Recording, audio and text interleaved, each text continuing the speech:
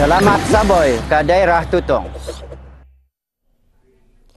Assalamualaikum warahmatullahi wabarakatuh. Selamat pagi dan salam sejahtera. Alhamdulillah pagi ini kita dapat bersama kembali Auda lintas langsung dari daerah Tutong. Ada beberapa maklumat semasa yang ingin disampaikan, di samping itu juga pengisian pakej program bersama rakan studio saya nanti. Baik, kita kabarkan keadaan cuaca alhamdulillah ketika ini di sekitar kawasan Pekan Tutong dalam keadaan mengizinkan cerah. Ya, mudah-mudahan apapun perancangan kita ni dipermudahkan Allah juga. Baik, saya mulakan dulu antara maklumat semasa yang kita terima mengenai dengan The Lakanun Tutong akan diadakan pada 21 sehingga 24 Februari 2025 dan acara ini berlangsung di sekitar kawasan Pekan Tutong ya. Dan maklumat berikutnya, Pesta Ngopi akan diadakan juga pada waktu yang sama, hari yang sama, 21 Februari sehingga 24 Februari 2025. Acara Pesta Ngopi ini diadakan di Kompleks Pasar Nikah dan Tamu Serembangun, daerah Tutong. Manakala National Day Ride 2.0 akan diadakan pada 23 dan 24 Februari 2025. Acara ini merupakan anjuran Majlis Perundingan Kampung Tanjung Maya dan Lubuk Pulau pada pukul 9 pagi sehingga 9 malam. Ya. Antara pengisian yang dimuatkan dalam National Day Ride 2.0 ini ialah gerai jualan, expo, persembahan silat, persembahan kebudayaan, penaikan bendera, konvoi bermotosikal. Jadi ini antara pengisian yang akan diadakan ya dalam National Day Ride 2.0 bertempat di Dewan Kemasyarakatan Kampung Tanjung Maya Tutong. Baik, untuk seterusnya Auda, kita akan beralih untuk menyaksikan pakej program yang kami hidangkan untuk Auda edisi hari ini.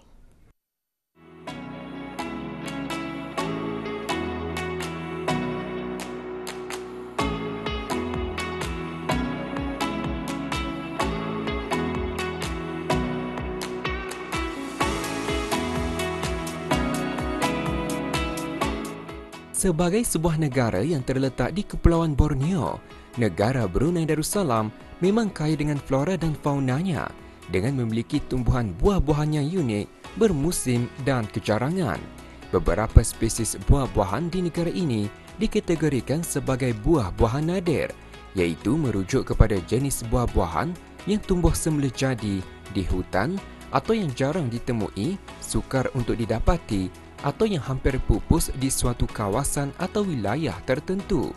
Buah-buahan seperti ini kelazimannya memiliki ciri-ciri atau rasa yang unik dan seringkali terancam oleh perubahan persekitaran atau faktor-faktor semula jadi lain. Ia kelazimannya tidak ditanam di peringkat komersial, malah hanya dibudidayakan dengan ditanam bercampur dengan buah-buahan lain, sama ada di dusun buah atau terbiar tumbuh secara semula jadi di hutan belantara.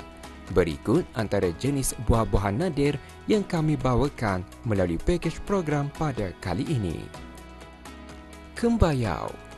Buah kembayau merupakan buah-buahan tempatan yang tumbuh bermusim. Buah yang mempunyai kulit berwarna kehitaman ini dikenali sebagai buah eksotik dan hanya ditemui di Kepulauan Borneo.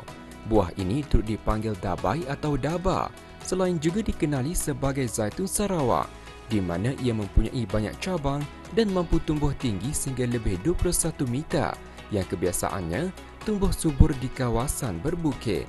Buah tersebut dapat dimakan begitu sahaja atau divariasikan hidangannya seperti dijadikan sambal kembayau, sup kembayau, atau hanya dengan merendamkannya pada air panas dan ditaburkan dengan sedikit garam atau gula.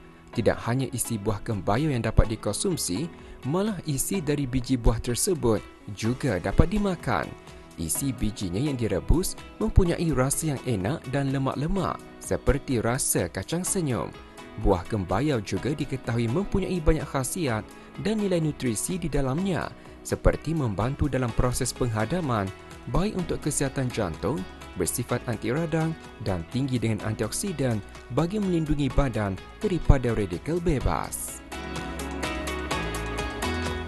Juga merupakan buah-buahan eksotik dan tergolong dalam keluarga yang sama dengan kembayau, iaitu buah maritus. Buah yang semakin sukar untuk ditemui ini mempunyai batang pokok tebal dan keras dengan lilitan batangnya melebihi 6 meter dan mampu tumbuh tinggi sehingga mencecah 45 meter. Buah yang juga dikenali sebagai buah mitus atau buah kejijak kelazimannya akan gugur sendiri dari pohonnya setelah masak. Buahnya memiliki warna kuning muda apabila masak dan menghasilkan lendir getah pada luar kulitnya. Kebiasaannya, isi buah maritus tidak dimakan kerana mempunyai rasa yang pahit, tetapi isi biji buah tersebut sahaja yang boleh diguna atau dimakan setelah melalui beberapa proses. Dalam bidang kuliner, isi biji buah tersebut dapat dimakan begitu sahaja dan mempunyai rasa kekacangan dan rangup. Namun boleh juga direbus terlebih dahulu sebelum dimakan dan ia mempunyai rasa yang lembut dan berlemak. Sesetengah masyarakat mengolahkan ia menjadi tambahan perisa pada masakan dan mencampurkan isi biji buah mitus pada gulaian sayur kerana penggunaan isi biji buah maritus pada masakan mempunyai rasa yang istimewa dan tersendiri kerana buah maritus mengandungi sedikit peratusan kandungan minyak maritus semula jadi yang keluar pada saat ia dimasak. Seterusnya, buah pelajau. Buah yang berbentuk bujur dan kulit luaran berwarna coklat kehitaman ini memiliki rupa bentuk seakan-akan seperti kacang badam. Buah yang disebut sebagai Borneo almond ini dipercayai buah endemik yang ditemui di Kepulauan Borneo dan ditemui di tepi atau tebing sungai, di kawasan payah hutan atau dalam hutan sekunder tanah rendah. Isi buah pelajau dapat dinikmati sama ada secara mentah atau dimasak terlebih dahulu sebelum dimakan, dan antara sajian yang sesuai digandingkan bersama isi buah tersebut adalah seperti sayur kangkung tumis bersama pelajau, bubur kacang hijau dan banyak lagi. Campuran dari isi buah pelajau memberi rasa lemak manis pada masakan. Menariknya, buah tersebut mengandungi banyak zat dan nutrisi seperti protein, lemak, karbohidrat dan mengandungi kadar air. Dengan demikian, buah pelajau layak digunakan sebagai bahan makanan dengan nilai gizi yang baik. Buah rambai antara buah-buahan hutan bermusim yang tumbuh liar di kawasan hutan tropika dan boleh tumbuh membesar sehingga mencapai ketinggian 9 ke 25 meter serta mampu untuk tumbuh subur dalam persekitaran yang berbeza. Ia juga sejenis buah-buahan nadir yang mempunyai kulit buah berwarna kecoklatan apabila matang dan tumbuh secara berumbai-rumbai. Pokok rambai mengambil masa 7 ke 10 tahun untuk tumbuh besar dan berbuah pada habitat asalnya dan akan mengeluarkan bunga mengikut pada musimnya yang kelazimannya pada sekitar bulan September. Memiliki rasa yang agak masam manis, buah rambai sering diindikasikan sebagai pengakhiran musim buah-buahan. Meski kurang dikenali, namun buah hutan ini kaya dengan khasiat semula jadinya yang mana ia mengandungi pelbagai vitamin dan nutrisi yang bermanfaat kepada kesihatan, yang mana masyarakat terdahulu memanfaatkan buah tersebut sebagai ubat tradisi untuk merawat penyakit perut dan penyakit mata kerana terdapatnya sumber kandungan vitamin, mineral dan serat yang baik di samping mengandungi bioactive compounds seperti phenolic acid, flavonoids, carotenoids dan terpenes. Juga merupakan buah-buahan nadir iaitu buah sulang. Buah tersebut lazim tumbuh di tanah atau paya gambut di hutan belantara.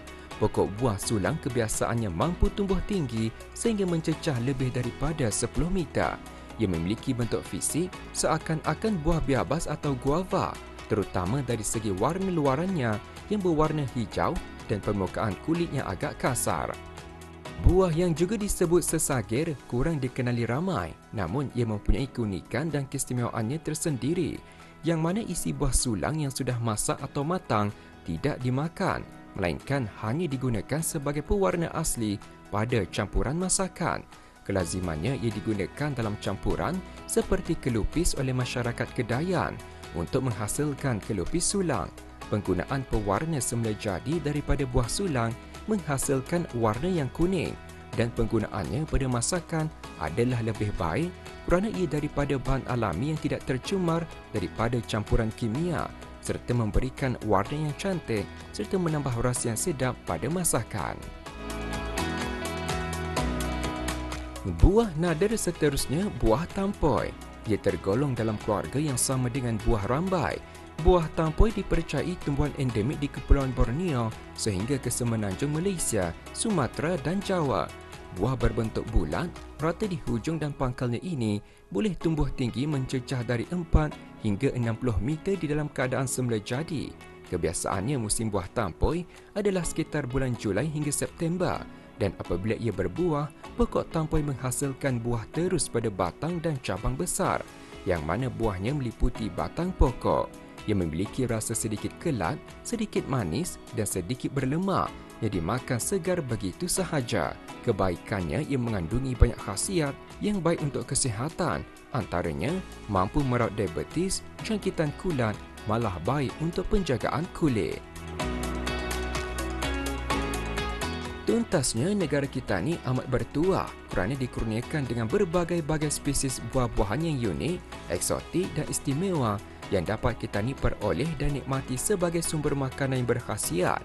Di samping kehadirannya juga bermanfaat bukan sahaja dari segi pemakanan, tetapi juga dalam konteks pemeliharaan alam sekitar dan warisan budaya. Dengan memelihara buah-buahan nadir ini juga, kita dapat memastikan keberadaan pelbagai spesies tanaman yang penting dalam ekosistem.